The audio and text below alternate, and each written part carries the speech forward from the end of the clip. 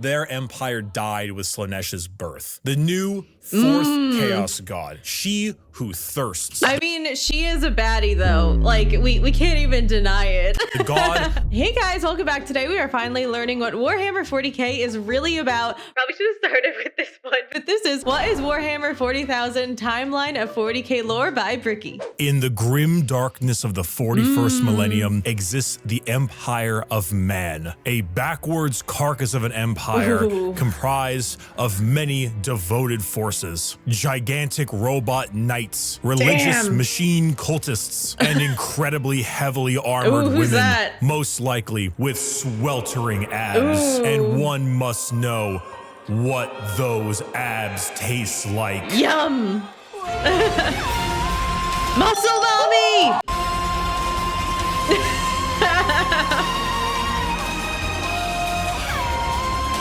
Sweltering abs. My gamer sups flavor is here. Sweet six-pack has arrived. A delicious and refreshing cherry pineapple blend. Play the sound. Yes, my Bricky's official gamer subs flavor is here. Sweet six-pack, not only in regular energy mode, but also in caffeine-free. The cherry pineapple flavor is not the kind of flavor that just smacks you in the face. It is light, it is refreshing, and it's one of those things where you sip it and you go, not bad. And next thing you know, you are having your fourth refill the same day. And it is available now. Link in the description. Use code Bricky for 10% off your entire order. Not just for this, but for everything you buy. And I'm not dumb. If you buy any of these tubs, regular, caffeine-free of my sweet six-pack flavor, you will get a Muscle Girl 32-ounce shaker completely for free. Muscle Mommy shaker. There are only a couple thousand of those shakers, so get it while supplies last. Oh, they're definitely sold out by now. I cannot believe we finally have this, but I told everyone, like, once you find out the flavor, you'll be like, yeah, that tracks. And damn straight does it track. Sweet six-pack available now. Code Bricky, link in the description.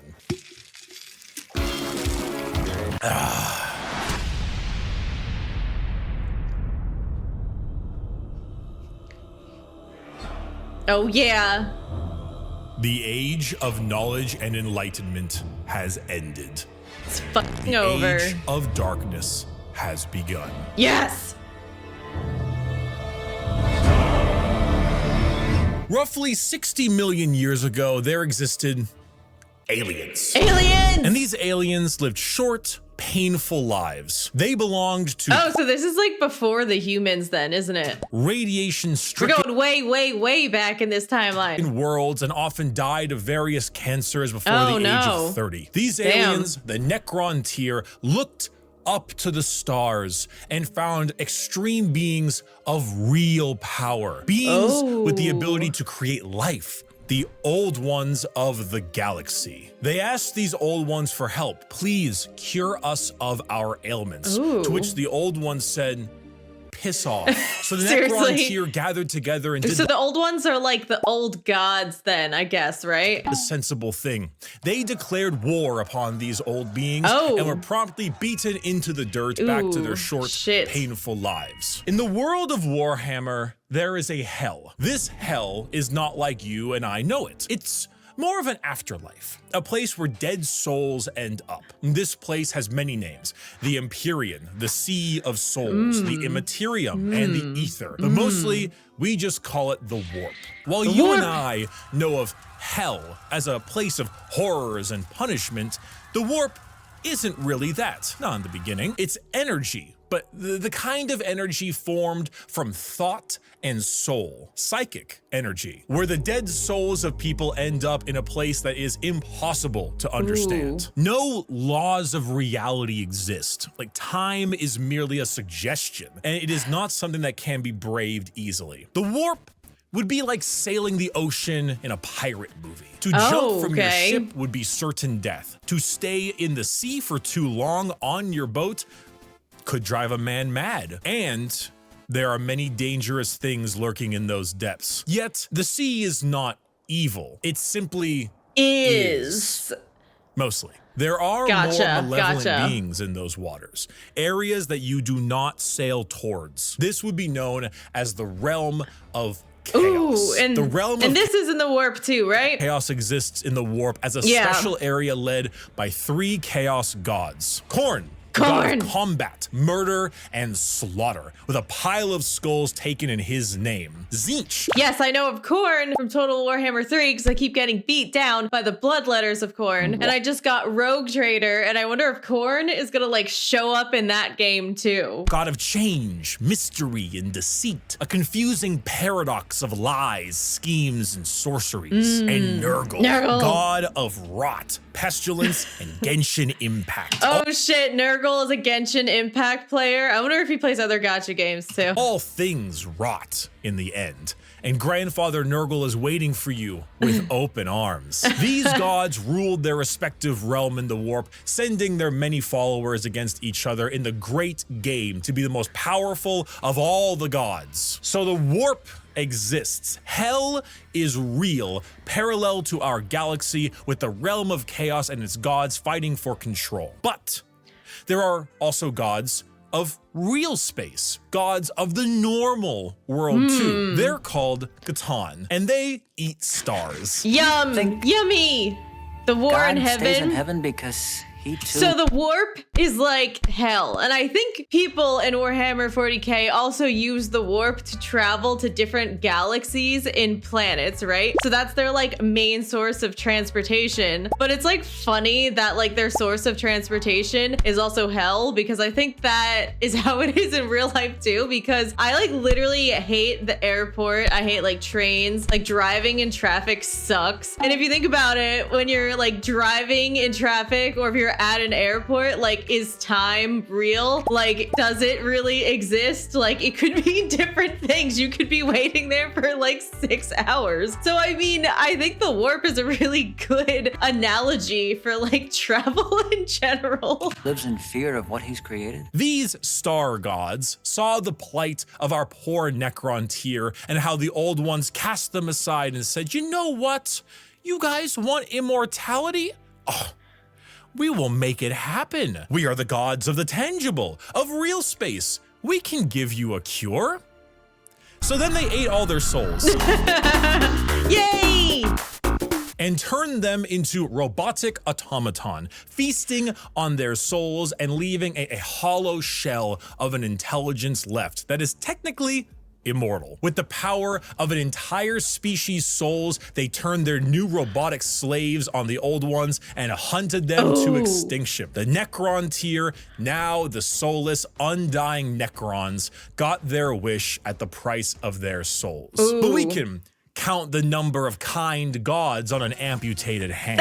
With time, the selfish star gods turn— So true. Like in every grim dark story, the gods are never nice. They're always like vengeful assholes who just want to ruin everyone's life. Turned on each other, fighting one another for more chances at glory and power. With this, the leader of the Necrons, Zarek, the Silent King, the man who doomed his species when he accepted this deal, waited, planned, bide his time until he seized the perfect moment and turned his legions of undead citizens against the star gods. Gods cannot be killed, but they can be broken. So Zarek broke the star— That goes so hard. Like, Ricky's such a good storyteller. —gods into thousands of pieces and locked them away in vaults, taking their free will away as they did to them, and sealed them away as basically Pokemon to be used as weapons in the future. Who's that Pokemon? It's Pikachu!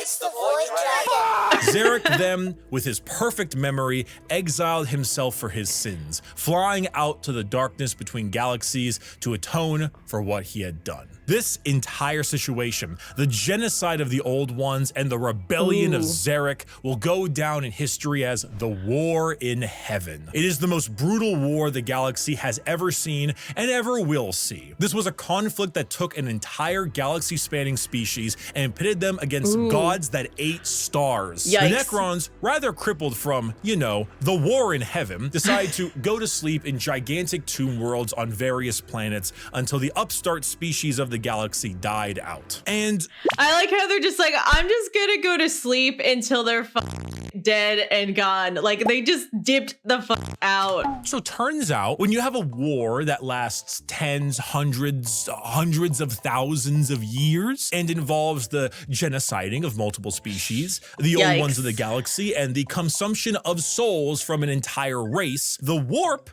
gets a little wacky. You know, if you had a— Wait, so it has Tzeentch, Khorne, and Nurgle, and you're telling me it wasn't already wacky before? Kiddie pool. And it was nice and calm.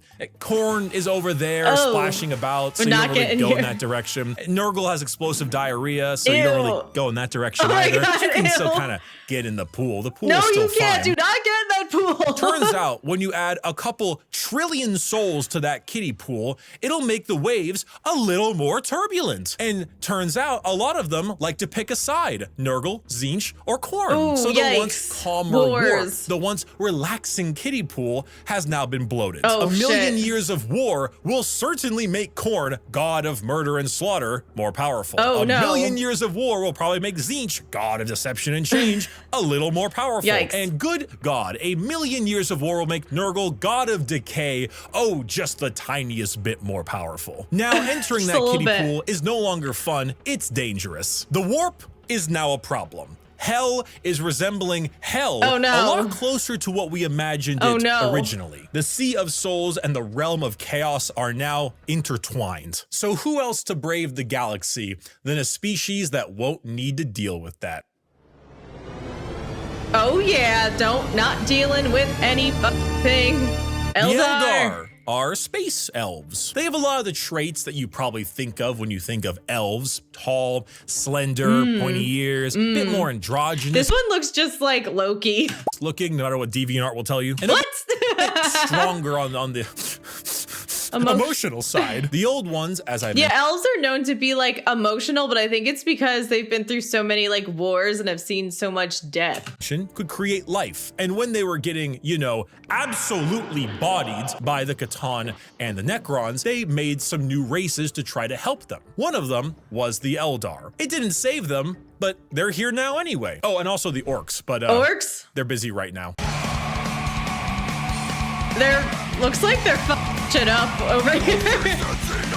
The Eldar are a particularly psychically powerful race. So they were really adept at being able to handle the new turbulent warp of chaos and good at killing Necrons, hence why they went to sleep. Being psychically gifted is basically like being a wizard, but you get your wizard powers from hell. This is called being a psyker. And basically, if you want to do cool wizard shit like lightning from your hands or reading someone's mind, you can do that. But you siphon the energy to do that from the warp. Luckily, the Eldar are very good at handling this without too many negative effects, because, you know, summoning power from the Sea of Souls with the new Chaos friends can be a bit of an issue. But Eldar are pretty good at it. And you see, what's really cool and also awful about Warhammer is that most developed species travel long, faster than light distances by going through that warp. They create a tear in reality to unreality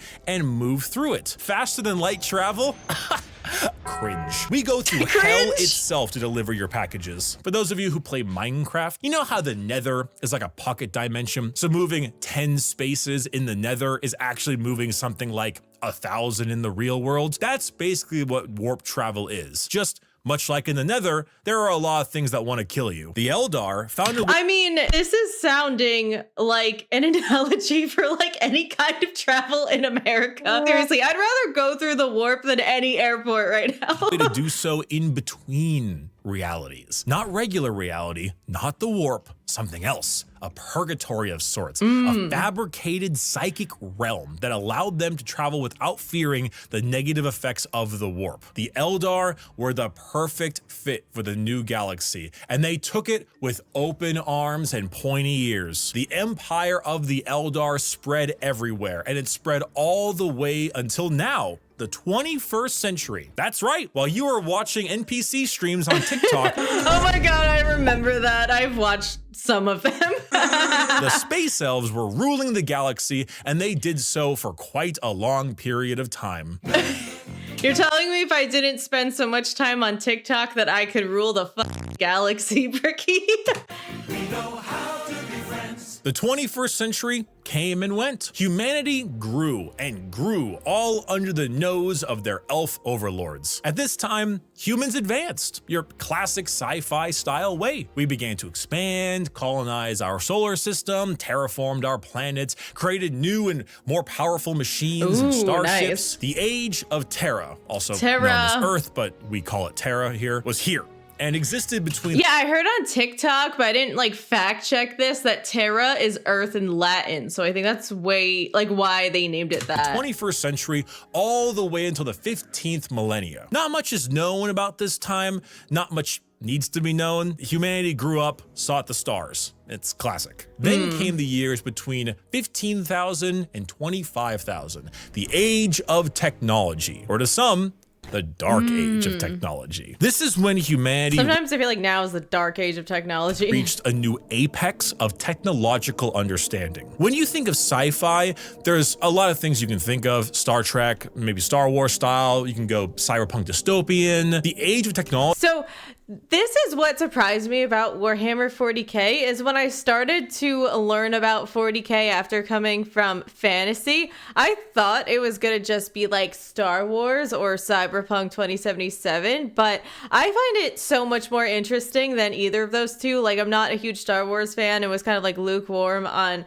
Cyberpunk, but like I find this so interesting. I like all of the factions, like the Space Marines. I love the Blood Angels. Like, I think it's all so interesting, and I think I really love that grim darkness to it too. And I actually did get Rogue Trader, and I've been playing it, and so far I'm actually loving the game. My character is this crime lord, ultimate bad bitch soldier, and I'm kind of going for this like stealth sniper type of build. And I'm like loving the game so far, and I think it's because it's a lot like Baldur's Gate 3, but it's like in Warhammer 40k. Technology was deep sci-fi, like a scientific prowess that fringed on magic. This is also when the first ever psychers began showing up in humanity. Individuals with the genetic mutation to be able to access the warp, and then because of that, travel through it. Humanity was no longer constricted to their early ways of travel. With warp travel, they could go anywhere in the galaxy. They equipped ships with gigantic AI machines with everything you would ever need to know about mankind, and sent them out on colony ships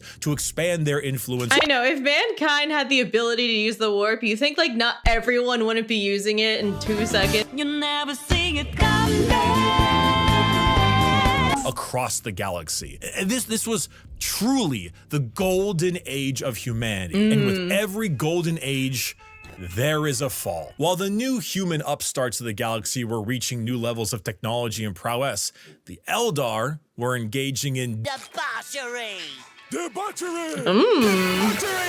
What happens when a species has everything? You can produce unlimited food out of nothing. Your need for farmers and workers, gone. You have dominated the stars and have created a fast travel system that doesn't rely on the dangers of the warp. You have nothing else to do. You have no struggles, no problems, and feel as if there is nowhere else to go. Well, you begin to experiment. The Eldar started harmless enough. You take a serious interest in your species' culture, your arts, paintings, poems, plays. These are Eldar, elves, remember? Their emotions are heightened, more powerful than us humans. So your plays get louder. They start to push on the limits of your hearing ability. Your music becomes different, more deranged. It pushes the boundaries of what is art. The visual spectacle of art becomes more bizarre.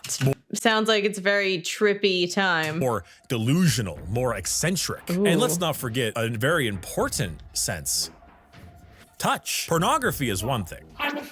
Brothels is another. What if they all mixed? What if your brothels were part of your art and music? And what if those became more deranged? The boundaries of debauchery were not just met, but shattered. Next thing you know, murder is commonplace and often mixed with the art, music, and sex. Pain is a common byproduct of entertainment. Whatever sense did the Eldar turn into like Slaanesh worshippers all of a sudden? You can have must be increased, must be enhanced, must be taken to the limit. Like I was gonna say, maybe that's how the Dark Elves evolved from like the Eldar. Like maybe it's all connected in a multiverse thing, and like the Eldar became like the evil Dark Elves. But I don't think that's the case. I think the universes are separate. But hey, maybe I'm onto something, but probably not. The Eldar Empire slipped into a nightmarish realm of debauchery and excess, with the worst of it taking place in a city in the Webway, a black market for these kinds of heinous acts known as Kamara.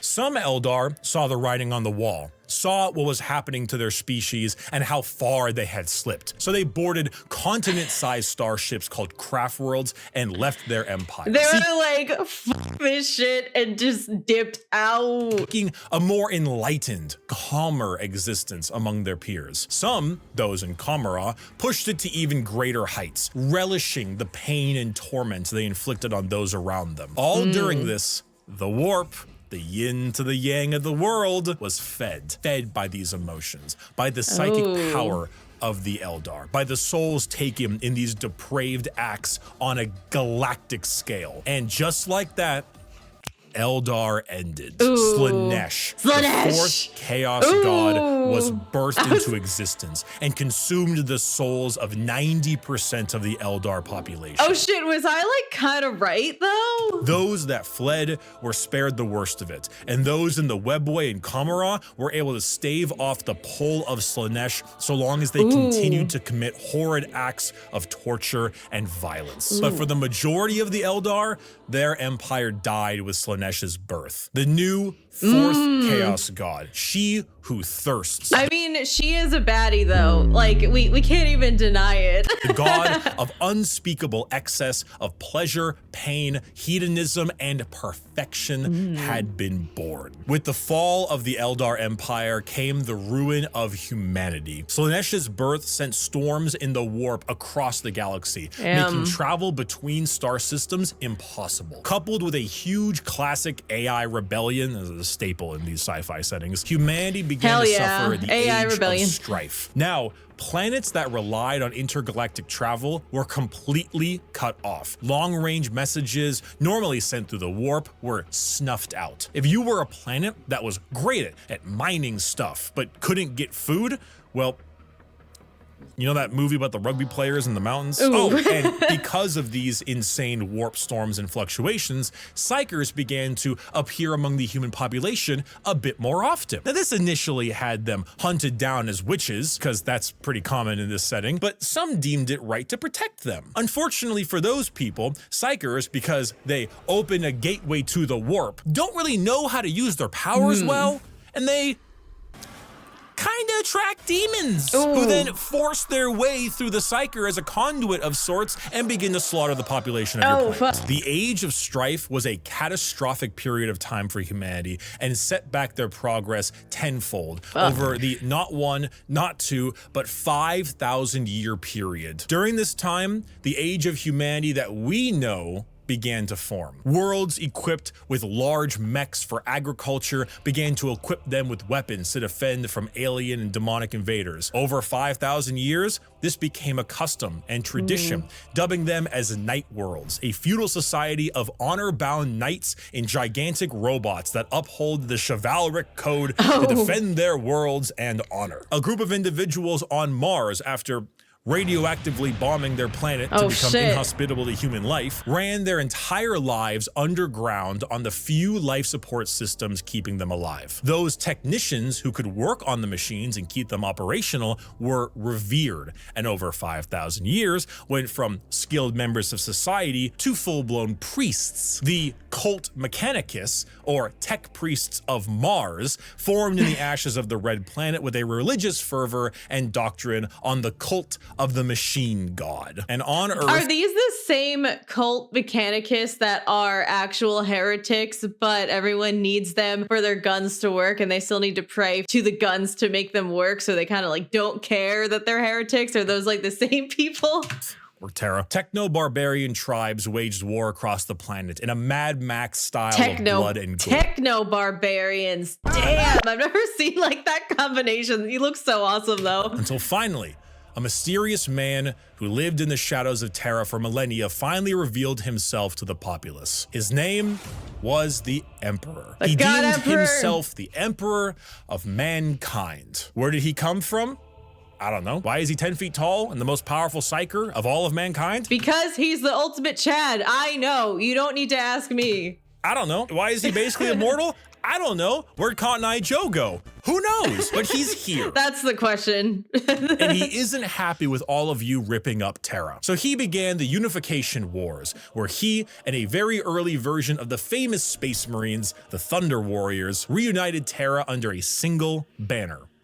With blood. Then, after taking over Earth, he reunited the Thunder Warriors into the fucking dirt. This is where we get the Imperium of Man, also known as the Imperium. The new faction headed by the Emperor of Mankind, with a treaty signed with the Cult Mechanicus on Mars to spread out and reunite humanity after the catastrophic Age of Strife. But first, the Emperor is going to need some smaller versions of himself. 20 of them. 18 of them, I meant. Gene-crafted— I still don't understand that joke. Sons of the strongest human to ever live. All of them possess unparalleled strategic power, intelligence, formidable strength and size. A real powerful force to unite humanity and stop the chaos of the current galaxy. Speaking of chaos, you ever seen that image of that guy that's like throwing the baby like a basketball? It's about what happened. The Chaos Gods intervened and grabbed the 18 Primarch gestation pods and yeeted them across the galaxy at a whim, everywhere they could possibly go. A galactic game of keep away. So the Emperor had to get them back. So begins the Great Crusade, a crusade across the stars to reunite not just humanity, but the Emperor with his fallen sons. The first to be found was Horus.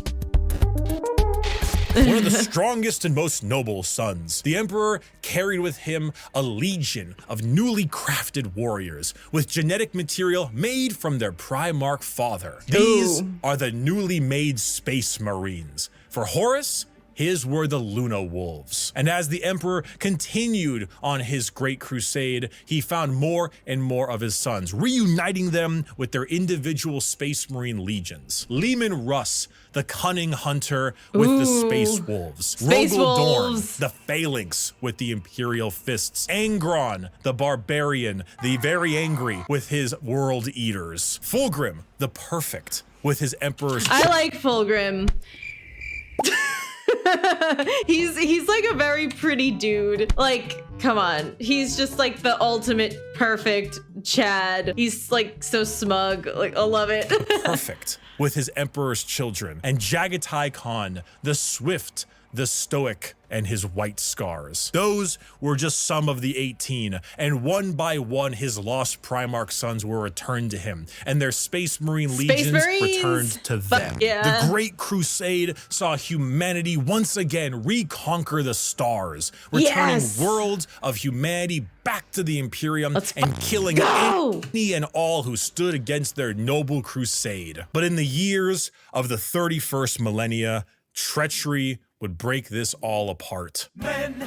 Horus Heresy. I think I'm gonna read that book because I think like the 40k lore is like super interesting. Horus, the Emperor's most beloved and favored sons, named War Master for the Crusade, succumbed to the power of chaos and daddy issues. All because of that bastard Erebus. Yo, fuck Erebus. Slowly, Horus would— I don't remember who Erebus was, but yeah, fuck that dude. Become corrupted, turning the Emperor's sons against him. This begins the most pivotal moment in our story, and the one that has like 50 books written about it. The Horus Heresy. Ooh, Half, yeah. 9 of the 18 Primarchs turned against the Emperor, and the following years were a bloody battle for the throne of Terra. The Emperor originally was working on a special webway project, just like the Aeldari, to make faster-than-light travel significantly easier and safer. Really improve humanity to allow them to conquer the stars without the risk of the warp. Well, this big red idiot named Magnus kind of blew a hole into that. Wait, what? Literally and figuratively. So Big E over there is stuck on a gigantic golden throne, holding back the oncoming rush of demons and powering the Astronomicon. Basically a big North Star for people who are sailing in the warp to help them navigate. The Horus Heresy saw many loyalist and traitor legions pitted against each other in a bloody war until it reached Terra itself. Horus, unable to break through the lines and with time running out, made a gambit and opened his ship up to be boarded. The Emperor took this challenge, quickly allowing someone else to take control of the throne as he teleported his way onto Horus's flagship, the Vengeful Spirit. The Emperor, unable to truly kill his most beloved son, changed his mind right quick when Horus strangled the life out of his other son, Sanguinius. Sanguinius, now isn't he one of the Blood Angels? No, that's so fucked up. And he, like, the Blood Angels are the best angels. We all know this. I'm sure you've seen this image at some point. The Emperor then said, "I'm not gonna sugarcoat it," and proceeded to psychically blast Horus into complete oblivion, killing not only his body, but also his soul.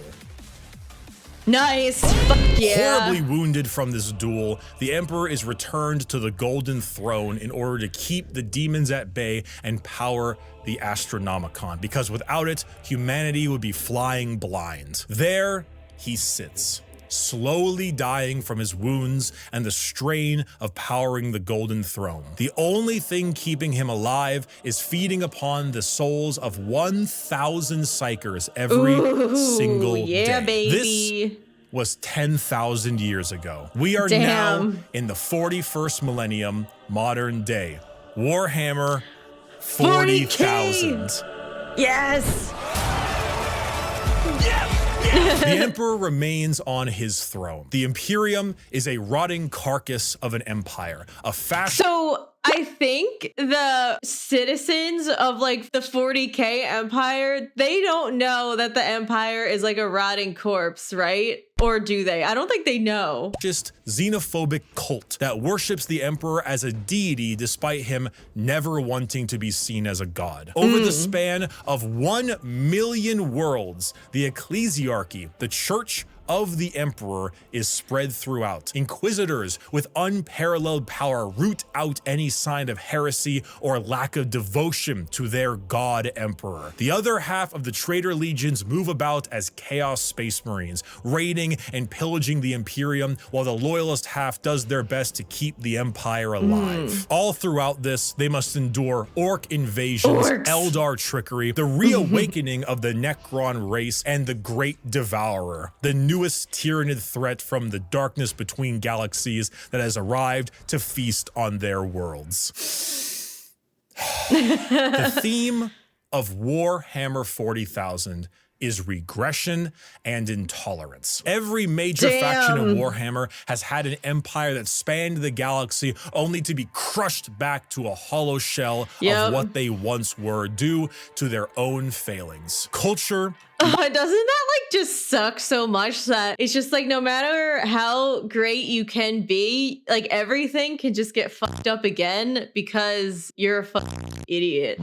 Personal freedom, religious tolerance, the simple possibility that alien life might not want to kill us is considered heretical and is often met with a pistol to the head. There is no time for these things. All there is time for is worship of the God Emperor and a million wars to be fought. To be a human in the 41st millennia is 99% of the time to live a horrible existence. To be one of trillions of other humans across a million worlds throughout the galaxy. A galaxy can't even fathom that. AI is outlawed, so humans are repurposed and lobotomized to become slaves. Oh God. Oh God. This is like the most like grotesque thing I've seen in this so far. A place where lack of devotion is met with death. And if you even have devotion, there is a good chance the threats to the galaxy, chaos, and aliens will kill you anyway. Warhammer is a world where you revel in being bad. There are protagonists, there are antagonists, but every faction is some shade of evil. Because playing the bad guys is always more fun.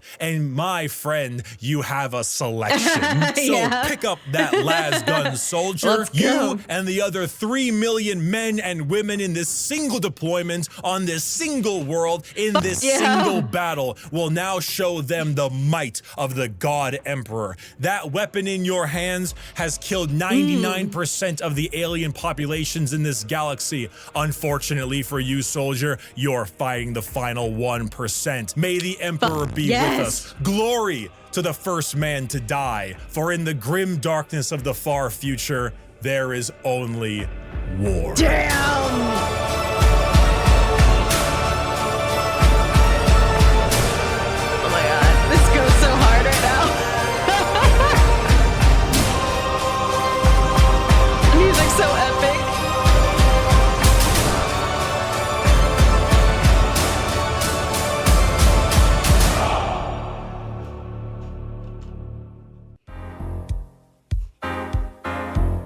Thank you, everyone. I hope I have helped teach you about Warhammer. If you are a brand new person and you want to get a bit more about the world, there are multiple books that do a great job at showing off how the entire universe operates. For the most part, Warhammer is a setting, and often stories are told in that setting with a Warhammer coat of paint. Gaunt's Ghosts is Band of Brothers, but Warhammer. It's honestly one of my #1 recommendations for new people. Assassinorum Kingmaker is an assassin novel involving those night worlds. This is Mission Impossible. Ooh, I might like that one. But Warhammer. Bloodlines is Blade Runner, but Warhammer. And the list goes on and on. If I had to recommend a brand new novel for a first-time Warhammer enjoyer, these are the 4 I would recommend. Horus Rising, Caiaphas Cain, First and Only Gaunt's Ghost, and Infinite and the Divine. Okay, I might have to read one of those instead of Horus Heresy. All fantastic novels, and they will get you acquainted with the world without needing to know too much. Thank you all so much for watching this video.